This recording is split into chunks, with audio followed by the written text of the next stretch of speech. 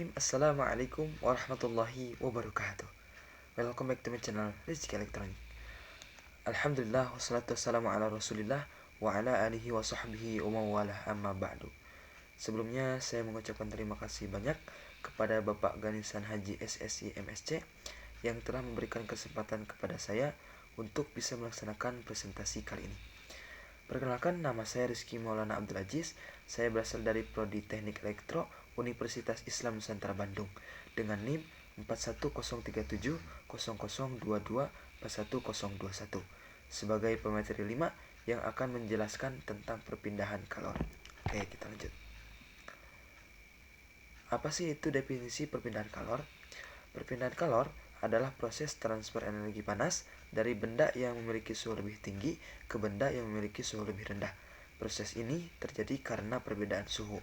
Contoh, ketika teman-teman memanggang cangkir kopi panas, kalor berpindah dari kopi ke tangan teman-teman.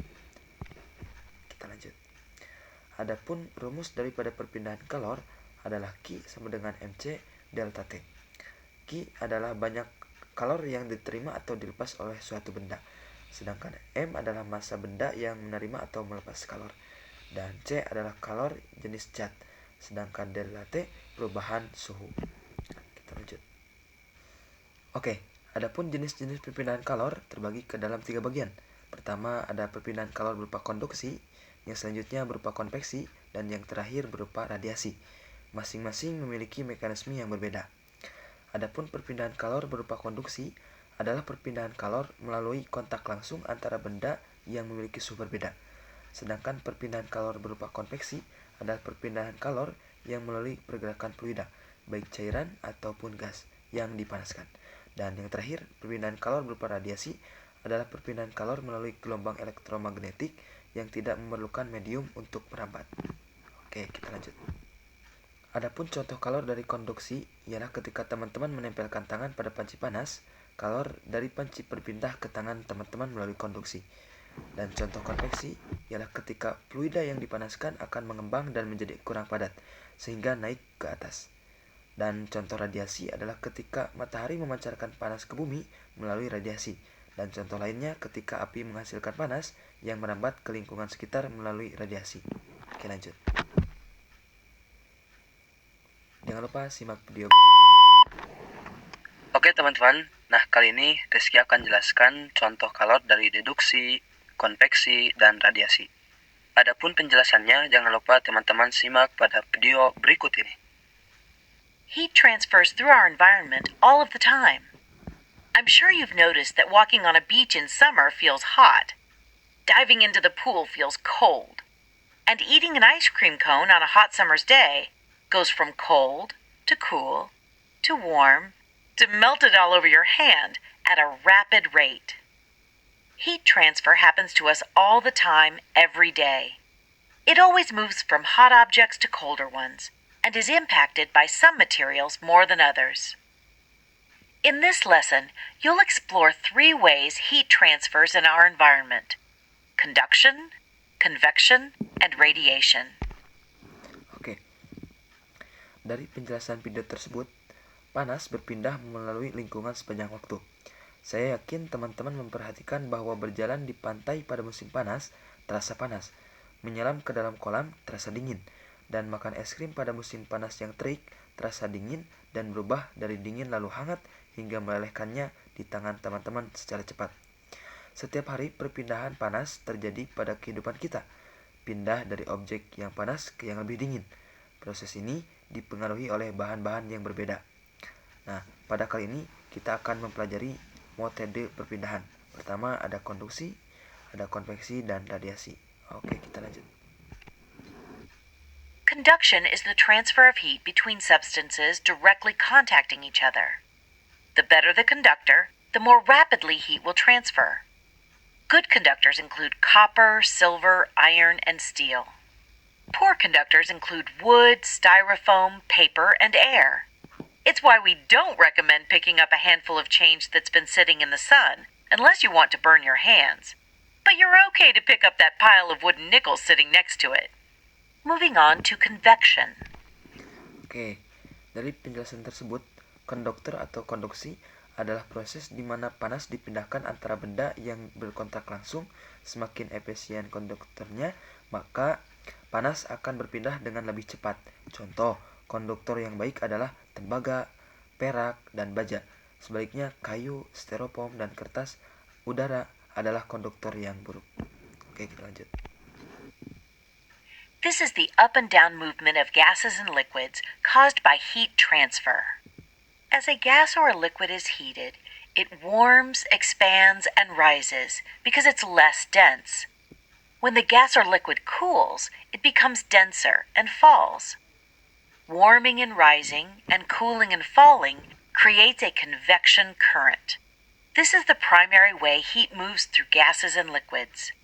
Some examples include the warmer water on a pool's surface, floating in a hot air balloon, and that cool evening breeze blowing through the lower floors of your house or apartment. Finally, Convection atau konveksi terjadi ketika panas menyebabkan gas cair bergerak, naik saat panas dan turun saat dingin.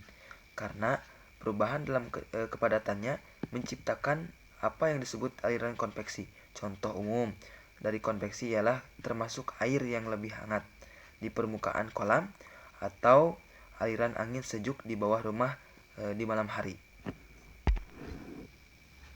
let's talk about radiation. This is defined as electromagnetic waves traveling through space. When electromagnetic waves come in contact with an object, the waves transfer the heat to that object.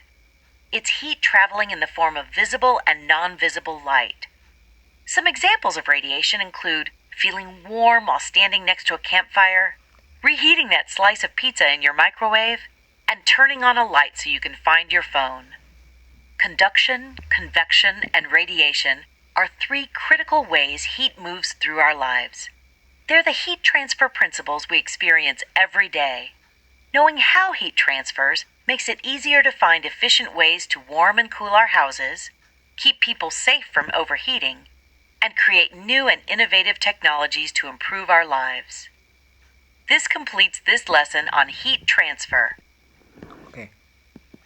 Dari penjelasan tersebut bahwa radiasi merujuk kepada perpindahan panas melalui gelombang baik elektromagnetik yang bisa bergerak di ruang kosong. Gelombang ini saat bertemu materi biasa mentransfer panas kepadanya, sehingga radiasi biasa terdiri cahaya yang terlihat atau yang tidak terlihat. Beberapa contoh yang termasuk diantaranya yaitu kehangatan dari api unggun. Yang kedua, ketika memanaskan pizza dengan microwave atau oven. Atau yang cahaya dari sebuah lampu yang membantu Anda menemukan ponsel di kegelapan. Nah, conduction, radiation, convection. Dan untuk mengetahui cara perpindahan panas, ini membantu kita mengelola suatu lebih efektif, baik dalam menjaga keselamatan atau dalam memanfaatkan peningkatan teknologi.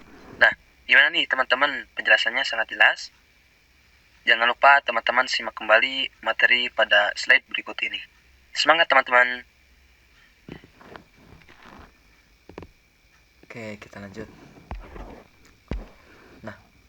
Adapun aplikasi perpindahan kalor dalam kehidupan sehari-hari ialah perpindahan kalor memainkan peran penting dalam berbagai aspek kehidupan kita, mulai dari memasak makanan hingga menghasilkan energi. Di antaranya yaitu aplikasinya kepada memasak. Konduksi dan konveksi digunakan dalam memasak makanan baik di kompor ataupun di oven. Dan yang kedua di antaranya sebagai pemanasan.